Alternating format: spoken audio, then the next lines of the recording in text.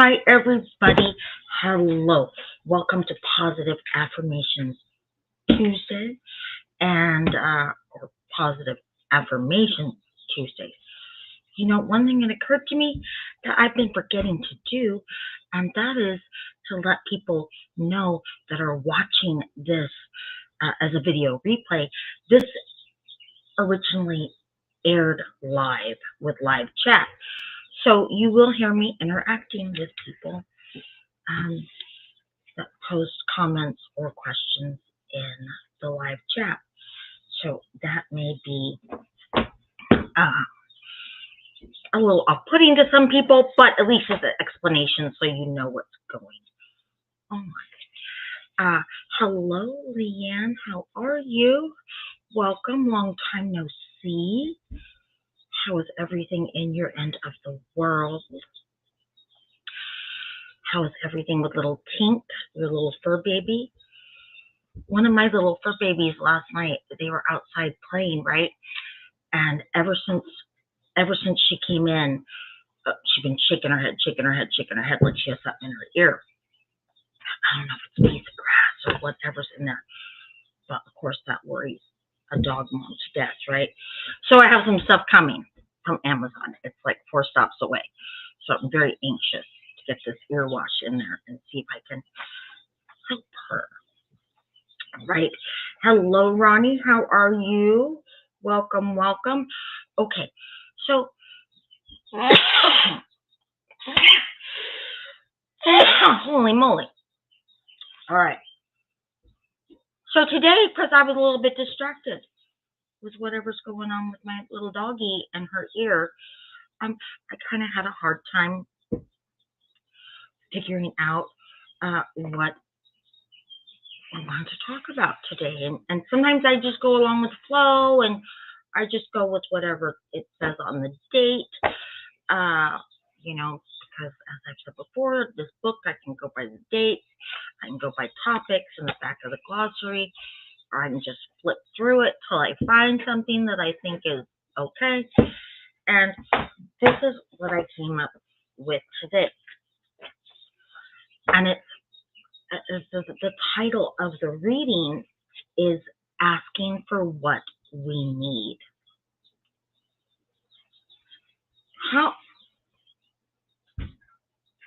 I have a problem asking. Hello, Sharon. Welcome. I have personally, I have a problem asking for what I need. I remember one time on Facebook there was this post, and it had these different sayings, right? And one was like, I'm sorry. Another one was, I love you.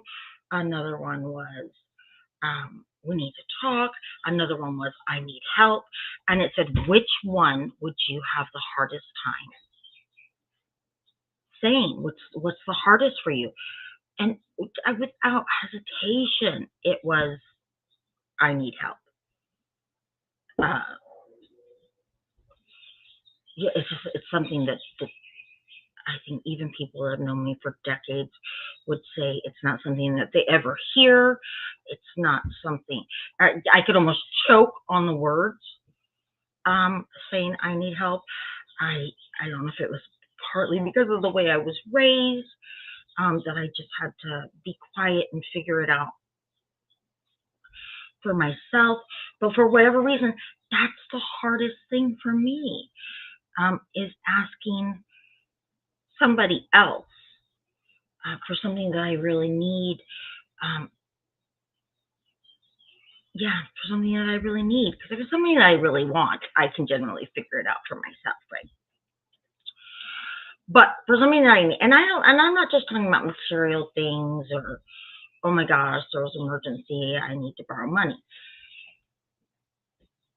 Needs, asking for what you need comes in a lot of different shapes and forms. And it can be asking for what you need out of a relationship or a situation. It can be asking for a raise, asking for what you need in the workplace. Hey, I need more time on this project. I need a raise. I've been busting my butt. I need some help. I need you to pull from other resources here and get me some help that I need. It can be asking for what you need around the house. If you're a mom that's overwhelmed, right? I think for some moms, wives and moms, especially if a homemaker is their role in the home, like maybe their partner or their spouse is the one that goes out and takes care of the finances, and so the home is their domain, and so they can feel like they don't even have a right to ask if they need help from their spouse, right? Because their spouse didn't ask them for help getting the money, so they don't want to hear that you need help with the laundry, or maybe they wouldn't mind, but you just have a hard time asking for that. Maybe you don't want to ask your kids to do that. Maybe you grew up in a household where you were forced to do all the housework and things like that, right? And so you're determined no matter what, your kids are just gonna be kids as long as they can. So you don't ask for what you need. It can be what you need in a friendship. It can be what you need in a partnership. It can be what you need in a romantic relationship. But if you don't ask for what you need, the chances are you aren't going to get it. But it's an uncomfortable conversation, I think, for some. For me especially. So for me, this really, for me, when I came across this topic in the book, it really hit home for me. And so I thought, well, I probably need to hear this, whatever this reading is going to say, because I know that this is an issue for me. And what's funny is I also know on the flip side that anybody that really knows me, loves me, is in my circle, nobody would hesitate to help me out if I asked for anything, because I'm always there for everybody else, right? And so I don't know why it's so hard. I honestly think I just think it has to stem back. I think the root of the evil is where most of the roots of the evil are for me, and that's in my childhood. I wasn't allowed to talk about what I needed. As far as anybody in my house was concerned, I had everything I needed, right? Food, clothing, a bed, a home, an education. Oh, everything outside of that was just a want. And I literally grew up in the generation where your parents would look at you and say, crap in one hand, right? And the other, see which one fills up first. Does anybody remember that? Ask for this, ask for what you need or want over here, and crap in this hand and tell me which fills up first. We don't want to hear about what you want. You have what you need, that's enough, go to your room. So maybe that's where it came from. I don't know, but it's hard for me. And yet it's a necessity in life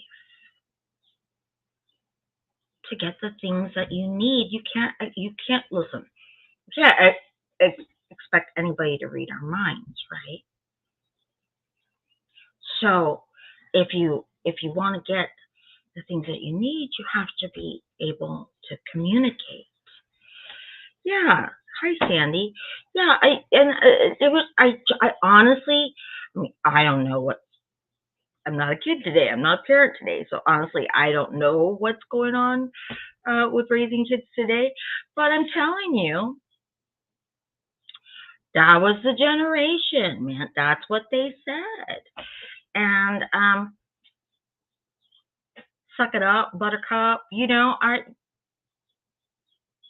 I had to suck it up, and I just learned how to get by and to get what I needed on my own. And so now, while I'm not scared, but I don't shy away in any way, shape, or form from confrontation or conflict. If there's confrontation or conflict, I'm generally the first one there. Because let's talk about it, get it over with, and get it off the table, right? I don't want this crap in my life. But when it comes to talking about the things that I need or asking for help, I just, man, I'm going to be down the street, around the block, hiding in some bush, figuring it out on my own. Figuring out how to get it or do it on my own. Whether it's moving a 150-pound piece of furniture by myself or whatever it is, I'm way down there. So, anyways, I thought maybe somebody else might need to hear this. So, this is the reading for today, and it is called Asking for What We Need. Decide what it is you want and need. Then go to the person you need it from and ask for it. Sometimes it takes hard work and much energy to get what we need and want. We have to go through the pains of identifying what we want, then struggle to believe that we deserve it. Then we may have to experience the disappointment of asking someone, having the person refuse us, and figuring out what to do next. Sometimes in life, getting what we want and need is not so difficult. Sometimes all we need to do is ask. We can go to another person or our God or higher power, whatever you want to call it, and ask for what we need. But because of how difficult it can be at times to get what we want and need, we may get trapped in the mindset of believing it will always be that difficult. Sometimes not wanting to go through the hassle, dreading the struggle, or out of fear, we may make getting what we want and need much more difficult than it needs to be. We may get angry before we ask, deciding that we'll never get what we want, or anticipating the fight we'll have to endure. By the time we talk to someone about what we want, we may be so angry that we're demanding, not asking. Thus, our anger triggers a power play that didn't exist except in our mind. Or we may get so worked up that we don't ask, or we waste far more energy than necessary fighting with ourselves, only to find out that the other person or our higher power or our God is happy to give us what we want. Sometimes we have to fight and work and wait for what we want and need.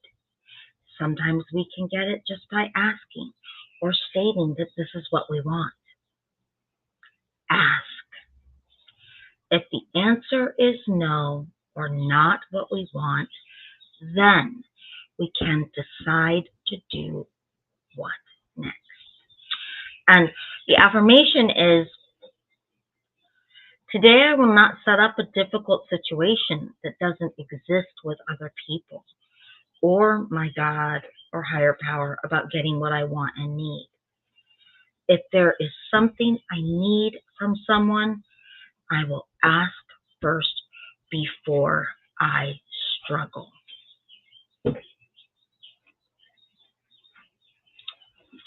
Okay. That makes sense. Why is that so damn hard? That makes sense. I mean, if I want McDonald's, I'm not out in the parking lot for 3 hours contemplating on going in and asking for a quarter pounder. I go in, I get it done. Of course, I'm paying for it, right? Why is it so hard to ask for what we need from somebody else? Is it that some of us are so conditioned to downplaying and negating our wants and needs? And we've also been conditioned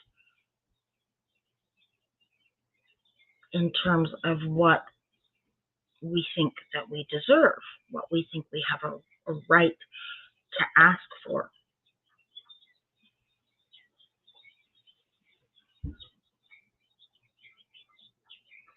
I think for a lot of us, it's a combination of both, right? And I know a lot of times for me, if there's something that I really need, and normally it's help with something, help moving something or help doing something. It's not like financial or emotional. It's normally not anything like that. Oh, I didn't mute my phone. That's my ringtone. That's fun in the grocery store when you're in line and can get to your phone, and the theme song from Sanford and Son is blasting out of your purse, and everybody in line is laughing.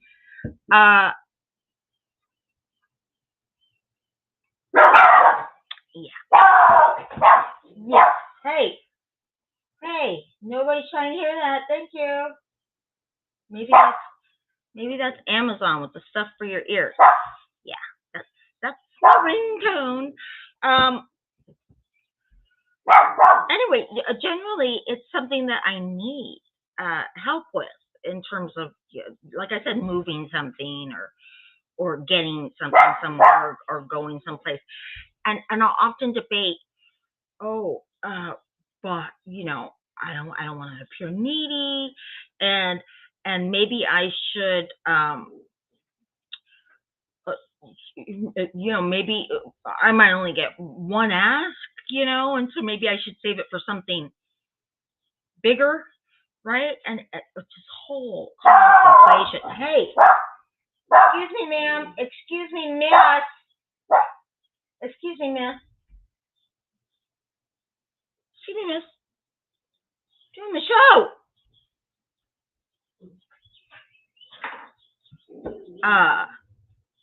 But sometimes I'll feel like I need to hold on to it. Like maybe it's the only one I'm gonna get, so I better make it good. Like it's not 3 wishes out of a genie. I'm not the last one, right? Jemima Josephine. Hey. Well, you might have something in your ear, but there's nothing wrong with your mouth. I'll tell you that much. It's really silly and it's really foolish when I think about it. Because people have a right to say no. People have a right to be busy. I have a right to say no if somebody asks me. I try not to. I always try to help somebody if I can, right? But I have a right to say no. I have a right to have a life. I have a right to not be feeling good that day or not have time or whatever it is. I have a right to say no, so they have a right to say no too. So why do I build it up so much in my mind?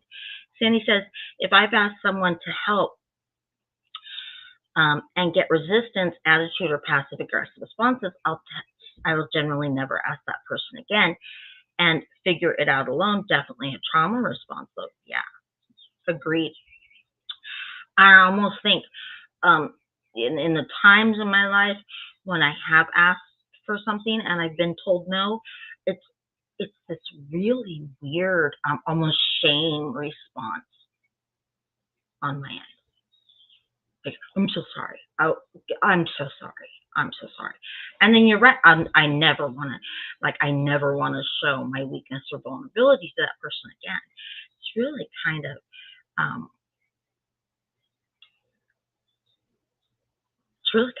trip. Sharon says, Cindy, I've experienced having my request for help rejected, so it does make me very reluctant to ask for help. I think it's, like I said, it's to me when I've asked for help and I've been told no for whatever reason, legitimate or not. And honestly, it's not for me to to say that their no was legit. Like I said, it's almost a shame response on my end. And it's almost like I've showed vulnerability or something, and I'm not going to do that again with that person, right? It's weird. Like I said, it's a trip. Cindy says, I can never live stream. They hear me cussing my cat 6 ways from Sunday. Well, I'm not going to say it hasn't. I'm human first. And they like to push buttons. But I am legit worried about my one little ear. So I am looking forward to Amazon getting that ear wash here so I can see if she'll stop shaking. And she got something in it yesterday playing outside. But it's been like triggering me whenever she's shaking because I love her. I don't want to see her uncomfortable. So I'm getting triggered every single time she's shaking her ear because I look in it and I can't see anything. And so anyway, I'm hoping this ear wash is going to work. And if not, I'm going to try apple cider vinegar and everything. So I'm not yelling at them too horribly right now because I feel really bad for one of them. But anyway, but I most certainly have cussed them out live, and not live, and in real life, and it will certainly happen again. Sandy says that she moved several large, heavy pieces of furniture alone yesterday while a man was here even. Yeah, I've done that kind of stuff too, all the time. But then at the same token, God help the man that sat there when I did it. Because I'm remembering that. I'm remembering that. And so when you want to know where dinner is or whatever it is that you want to know, where that is later, well,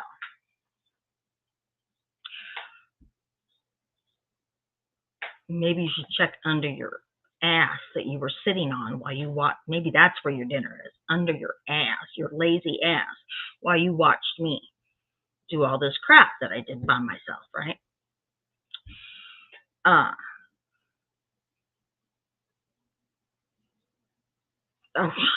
Sharon Sandy says, I hope your baby's ear heals. I think honestly she was outside playing and they were wrestling and you're just doing silly stuff. And it was because it was almost instantly while she was outside that she just started that with her ear, just shake. And then what's so funny is then they really freaked me out because Jemima was doing that and Coco was watching Jemima do it. And so Coco started doing it. And I'm like, oh my God. But it was Coco's a mimic is what Coco is. So Then it really freaked me out. And I thought, well, then I had to like slow everything down because I was like, well, what are the odds that both of them with the same ear would be doing that? So I think she maybe got a piece of grass or I don't know what's in there. But like I said, I'm going to try some home remedy stuff. I'm going to try this ear wash. And then I'm going to try apple cider vinegar. And then I'm going to try coconut oil. And then we're going to go to bed if we have to. But hopefully. Anyway, Sandy says, oh, yeah, he's on his way out. Paperwork being done. And don't speak to me outside of required business. Yeah. I mean, listen, there's a difference in asking somebody for help and having them say no and justifying it for whatever reason. And then there's just indifference to somebody watching you struggle and like not even acknowledging it, right? And I think when you're at a point where if somebody's just watching you struggle and do things on your own, and they're not asking. Oh, well, Sandy, don't say that. Sandy says, oh, it definitely made you worry. Both are sick and contagious, I'm sure. No, I don't think that they're sick or contagious.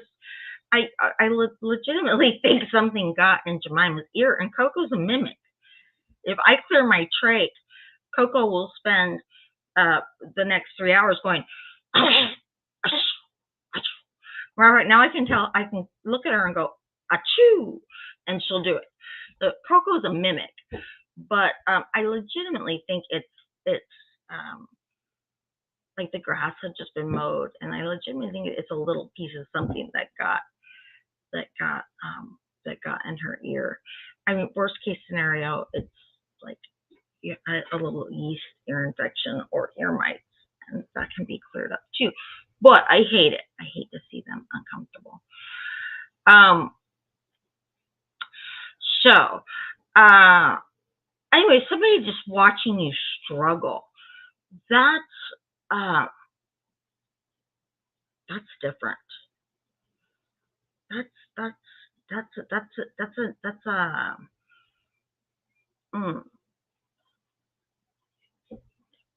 it's a stranger, that's one thing. Somebody you know, and they're just watching you struggle with something, and like I said, either not even acknowledging it, or seriously looking at you and not even saying anything, or making, you probably need to reevaluate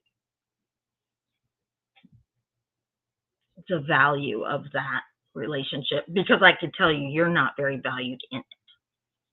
Because who would do that? Who would do that? Right? That's totally different than being asked for help and saying, no, I don't have the time or the resources or the energy or the money or whatever. That's totally different than just having someone watch you struggle with something and not go, hey, are you okay? Or, hey, is there anything I can do? That's, there's a phrase, and I'm probably getting it wrong, but like, there's love, there's hate, and then there's indifference. And indifference is the worst, right? When it's just, I don't love you, I don't like you, I don't dislike you, I just don't care. That's the worst, right? Oh gosh, I always want to touch my laptop like it's my phone. She says also total disrespect and disregard, reminding myself to mind my tongue so I maintain my freedom. Yeah, I mean, not going to jail is important. And Sharon says the indifference of people is the hard part, especially when you've done so much for them, and then when they aren't there for you when you need help. Yeah, that's the worst. And I'm super guilty of doing a ton for other people without them even having to ask. And so then when I don't get some help in return, it feels really, it feels like betrayal. It feels like, how dare you? Like, it's hard not to go after everything I did for them, right?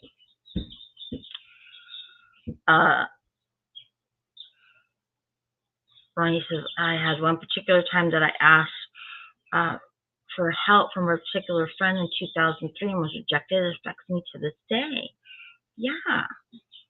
Especially with somebody that you thought you were really close to, or that you did a lot for, or that you know that they could have done it no problem and they just didn't care. That's hard, and it does affect what you ask for going further.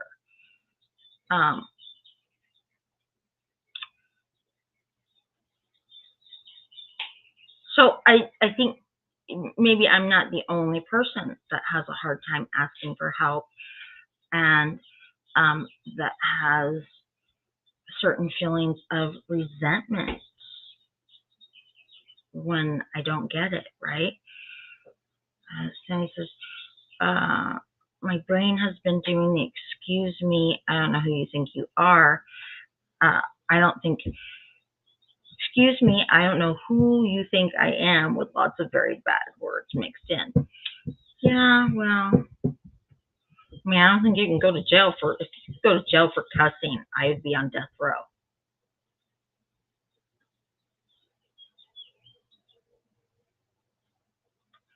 Just saying. So, I don't think you can go to jail for bad words unless there's some threats thrown in there. I would let it fly. I mean, especially if this person is on their way out anyway.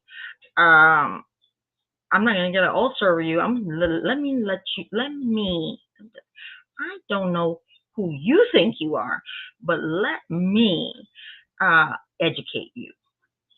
This is what's going on with you. Bleep, bleep, bleep, bleep, bleep, bleep, bleep, bleep. I'm gonna let it roll. Trust me. Not scared of conflict or confrontation, but it says a lot for whoever this person is. It says a lot that they sat there and watched you struggle moving heavy furniture. So, but going back, it doesn't. It sounds like I'm not.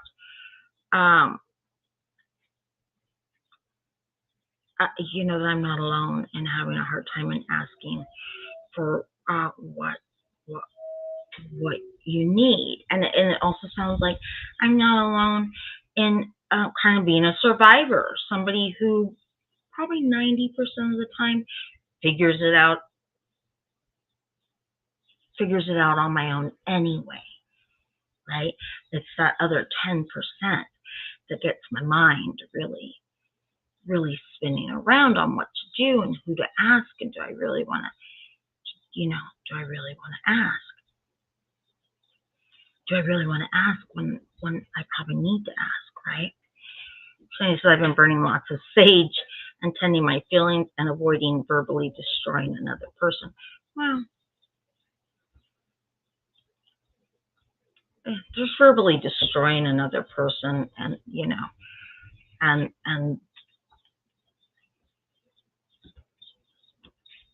then there's enlightening them. This person isn't a child. You wanna watch your criticism and your words, and you want to watch the sharp edge of truth, blunt honesty. Often when it's a child, because you can seriously leave some scars and some wounds for life. This person already sounds screwed up to me, Sandy, so I'd let it fly. I would. I would make it as uncomfortable for them as it was for me. That's just me. Uh, so, Sandy says, definitely not alone. People struggle with asking for help and don't. And Sandy says his therapist can enlighten his man-child self. He can't handle honesty. Honey, his therapist can't help him. That's obvious. So just let that dream go. Yeah, but I'll tell you what I read in the reading really resonated with me. And I've had this book a long time, and I've had it lots of different times in my life. I've had it and then lent it, had it, lost it, moves, whatever. And but it was this was a particular reading that I either hadn't read before, or I read it and it didn't land because I wasn't at that stage in my life for it to land. But I love when it said that instead of like the debate about asking for what you need, just go ask for it. And then if you don't get what you need, you're really just back at square one. I'll spend like 4.5 years at square one.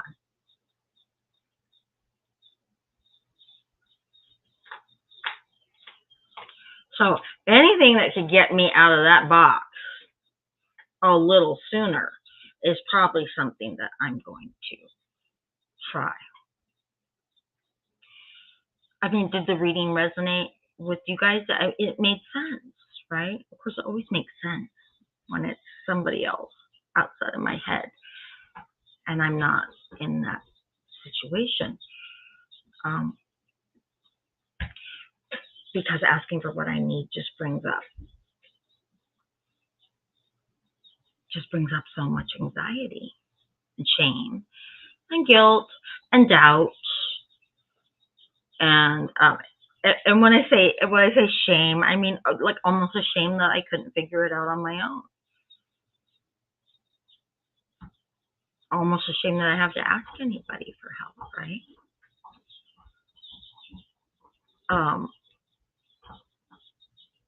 Shani says, I feel like that about a lot of my past therapy. Wasn't a bad therapist, that's just all I could handle at the moment, and it makes sense later too. Yeah, I mean, there's a lot of things in life that I have embraced as theories, either just through a lot of readings or therapy or talking or journaling, whatever it is. And they just, I kind of liken it to it's my mind kind of being like a laptop or a computer, and there's just all these programs that are open that are kind of running in the background. It's almost like windows that I haven't closed. I've just minimized them, right? And they're still running back there. And then one day I'll be reading something, or somebody will say something, or I'll hear something, and all of a sudden it's like all the planets align. And it was everything that I knew and that I was really trying to embrace, and all of a sudden it just, all the planets align and it all comes together, and I finally get it. I finally get what I kind of got all along, but I wasn't able to wrap it all up in a nice little bow and then file it where I could find it easily, right? It was still kind of a mystery out there. And then one day I hear something or read something, and it just all comes together for me. And I don't know if that's because I needed to be a little older, or if I needed to be a little further removed from a certain situation, or if I needed to experience that issue a little bit more, because I have found with most things in life, it never works for me to just be told this or that. No. I always have to test the theory, right? And I found that sometimes for certain things to make sense for me, I've had to test the theory on both ends of it to finally understand. And I'm going to use this as an example, and I don't really care what you guys think because I've had a life before. When I would have somebody cheat on me, and it was the most gut-wrenching, soul-destroying thing in the world, and countless sleepless nights and countless tears, and couldn't figure out, and reading books and talking to people, and why, and trying a new haircut or a new sweater or a new dresser or what, a new lipstick, whatever, as if that was the reason, right? And needing to know what this other person looked like as if that was the reason. Could never figure it out. Could never figure it out why somebody would cheat. Then I cheated on somebody. Not somebody that had cheated on me. It wasn't even a revenge thing. And then, after I did that, and that person found out and was like, why, and who was it with, and why, and how are they different, and what can I do? And literally, it came to me, had nothing to do with either of the people. Had nothing to do with who I was cheating on, had nothing to do with who I cheated with at all. It was all about me. It could not have been more selfish. Nothing either one of them would have done would have mattered. It was just selfish. And was I proud to cheat on somebody else? No. No, it sucked to realize that I could be that selfish and I could be like the people that had done it to me. I'm human, and it happened. And I'll tell you what, cheating ain't no mystery to me anymore. For it ever to happen again, I completely understand. It's all about the cheater, honey. So get out of here. Get out of here. Because I can't fix you. You is broken right now, right? But I had to, for that, I had to go across the whole spectrum from having it happen to investigating it, to crying about it, to countless therapy sessions with real therapists, and therapy sessions with my friends trying to figure it out, and reading books about why men are so different than women, and what, none of it came together until I really did it. So I think sometimes you do just have to be in a particular stage of your life, and maybe you've experienced some more life, and maybe you haven't gone as far as I did, going from being cheated on to being a cheater, to get it. Maybe you didn't have to go that full circle, but you can brush up against life experiences, and sometimes that's enough, right? You can brush up against enough, and you finally get it. So I think sometimes it just takes time. It just takes time and life experiences, and I've found that the older I get, I'm a bit more gentle and forgiving and understanding with some things, the things that make other people tick. I'm older, and at night I get it. And but then there's some things that I just won't tolerate, and I'll cut you off like that, right? I just wish I knew how to be a little more gentle and understanding with myself. That's what I'm still struggling with. And so I need to figure out a way for myself to rewire and reprogram um, how I approach when I need to ask for something from somebody else. I need to because the way I'm thinking about it isn't working for me. I need to rewire it. I need to be a little more gentle with myself. I need to be a little more like, hey, girl, friend, you hold it down all day, every day, 99.9% of the time, year after year after year. And if you need to ask for help, you go get it. Go get that right now. Don't you lose one bit of sleep over it. Go get it.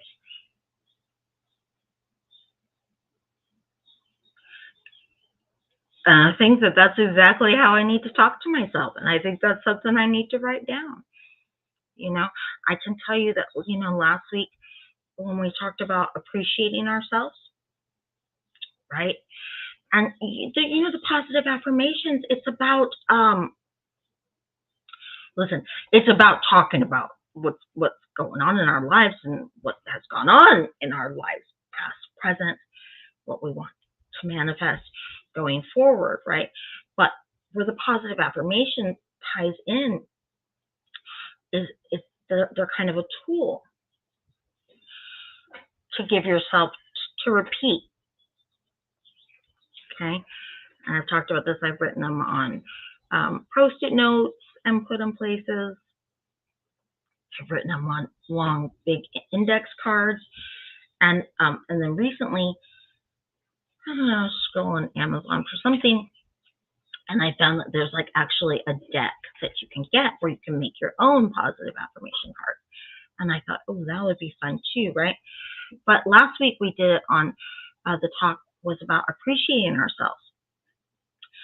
And I said, my God, I do this. This like Thursday is like the busiest day of the week for me. And I do this, this, this, and this. And I dread it. Like from the moment I get up Thursday morning, and then I'm really relieved, Thursday afternoon when it's all done and it's done for the week. But I don't think I ever give myself appreciation for that. I don't ever say thank you. And I'm going to tell you something. And I said, I'm going to change that. And I'm going to tell you, it may sound silly. I don't care. But it makes me smile. Ever since that conversation last Tuesday, when I do something, I'll sit back and I'll say it out loud. Thank you, Annette. Thank you, Annette. Thank you, Annette, for doing that little laundry. Thank you, Annette, for making the bed. Thank you, Annette, for making dinner. Hey, thanks. This is really good. Thank you, Annette. And it makes me smile. And it's good manners. And I feel better. And so I'm telling you that I really am going to be very mindful after this conversation. Sandy says that sounds like great practice. It feels better. Feels that I wasn't even acknowledging all the stuff that I do. Oh, I don't know who I thought was doing it. I'm the only one here. And I would certainly say thank you to somebody else. And I wasn't saying thank you to myself. And then I wonder why I feel all run down. Right? Well, so much stuff happens here on Thursdays. It's hard to not see the work coming. But it feels better, at least, saying thank you to myself. And it makes me smile. And I'm all for spoiling ourselves and getting ourselves little gifts. And trust me, I do that a lot. But it's totally different to you can't buy gratitude. And if I don't appreciate myself, right? If we don't appreciate ourselves, we're going to feel depleted. And there's somebody else around here to thank me. I mean, the puppies certainly thank me with kisses and snuggles, and I know that they love me. But it really, it's really been nice to hear it, and to hear it from me, because I'm going to be 56 years old in 11 days. And thanking myself is this a new thing for me. Actually verbalizing my appreciation for things that I do, for me, and for the house, and for the dogs, and for my life. And it feels pretty good. So it's not just lip service. When we do this on Tuesdays, I actually try to go back, and if I'm ready, right? You have to be ready. You have to be ready. You have to be at that time in your life. But I actually do try to go and apply what we've talked about somewhere. And so I really think I'm gonna have to write down. Sometimes I have to think about it and overthink about it and overthink about it some more, and lose sleep over it, and lose sleep over it, and lose sleep over it, and get mad about it, and cry about it, and think about it, and overthink about it some more, and then talk about it. And then sometimes when I really know I'm ready to commit and I write it down, it kind of sticks. So I think after today, I'm going to have to make a point to write down that I hold it down. Like I said earlier, 99.9% of the time, 24 hours a day, 7 days a week, year after year after year after decades and decades and decades now, and decades. And if I need to ask for help, I better ask and go get that. Go get it. Because it's just silliness not to. And who cares what they think? And if they say no, I'm no worse off than I was to begin with, right? And if they say no, I need to file that. If it's a selfish no and it's a repeated no, then they're showing me who they are, and I need to file that appropriately.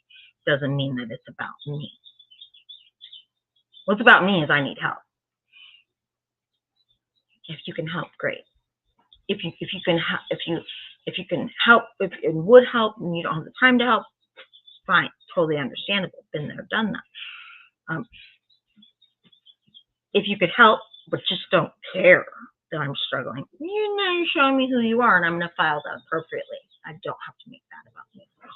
I don't have to be resentful about it. I can just ask and let go. Right? I can move on to plan B, or start to formulate a plan B. But I think I'm going to stop expending so much energy in worrying about asking in the first place. Because I think the only times I've legitimately judged somebody in my head for asking for help is when and we've all known these people, they are just dead set on not helping themselves. And every week or every 2 weeks or every month, it's an emergency. Need to borrow money again. Need to borrow your car. Need a ride here and a ride there and a ride here and a ride there. Can you go pick this up? And do you have a cup of sugar and a steak that I can borrow? Until we all know those. That's different. Not talking about that. We've all known those people. And those are people you need to separate yourself from, right? why I worry that I'll be thought of that way. I don't know, because I'm not that people. So I need to get over it. So anyways, hopefully you guys heard something that you needed to hear today. I did. I don't know when I'm going to need help again, but hopefully I won't hesitate to ask for it. This is our card, right? And it's got our question on one side, and it says, what fears do I need to confront this year? How can I take steps towards these fears? What fears do I need to confront this year, and how can I take steps towards these fears? And the affirmation is, the answer is always no if you don't ask.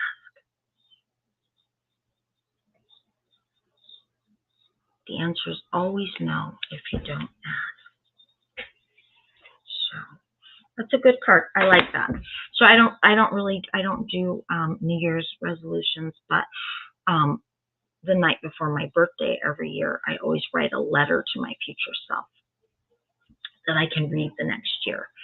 And it's generally a letter about, what's gone on since last year, and what I've accomplished, and what's bothering me or worrying me, what I want to do, what I want to accomplish over the next year, what my hopes are, what my fears are, what my doubts are. It's just a letter to myself.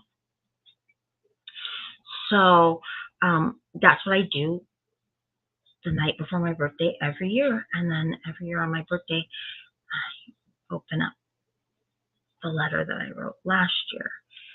And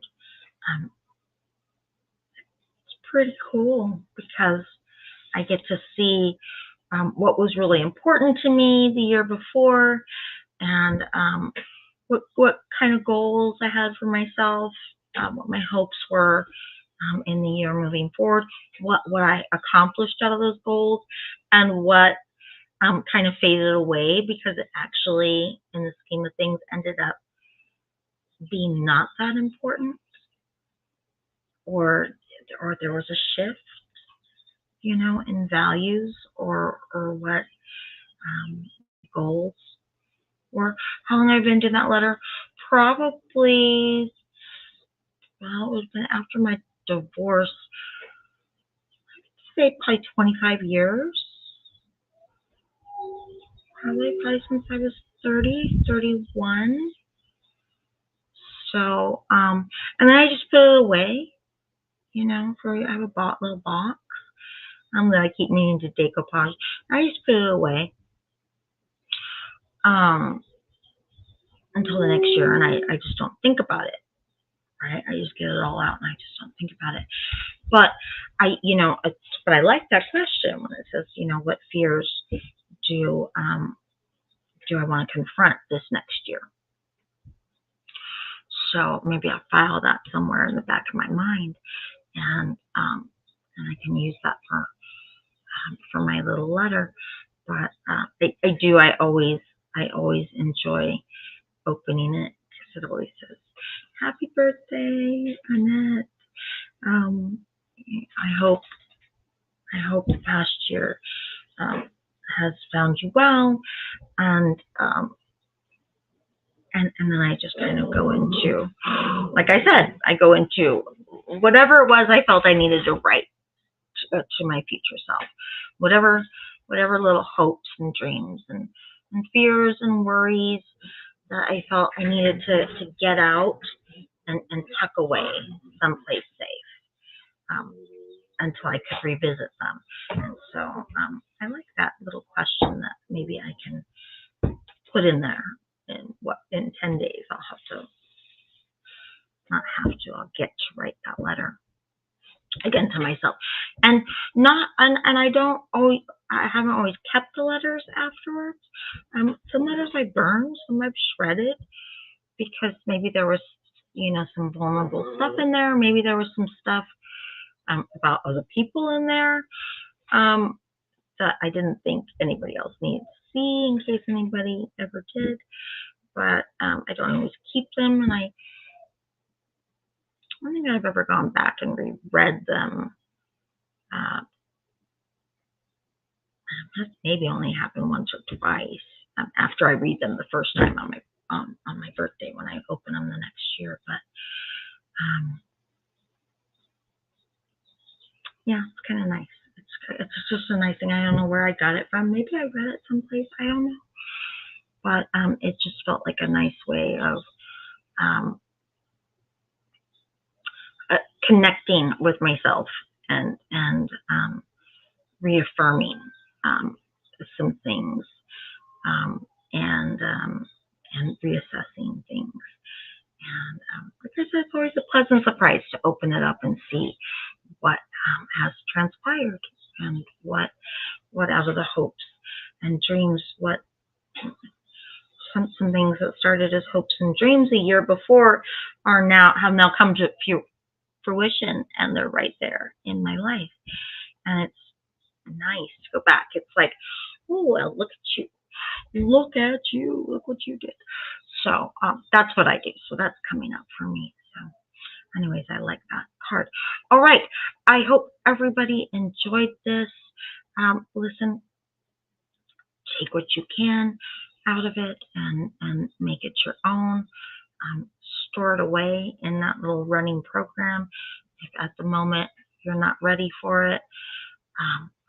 But if there's something that you can use, write it down so that the next time that you are in need or are in a situation, you can remind yourself that you're very deserving to ask for help.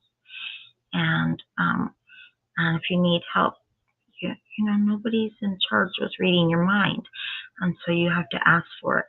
And then if you don't get it, then you're on your own, but you're more than capable too, right? You know that. We all know that we're capable. We all know that at this stage in our life. We all know that but listen, knowing that you're capable doesn't mean you have to allow yourself to struggle. That is not the same thing. Just because you can survive something doesn't mean you have to set yourself up to survive it. It's okay. It's okay to not struggle. I promise you it really is. So,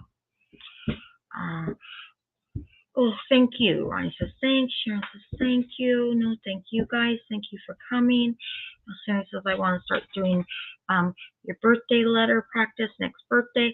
Well, actually, Sandy, that would be doing your birthday letter next birthday. And Ronnie says too.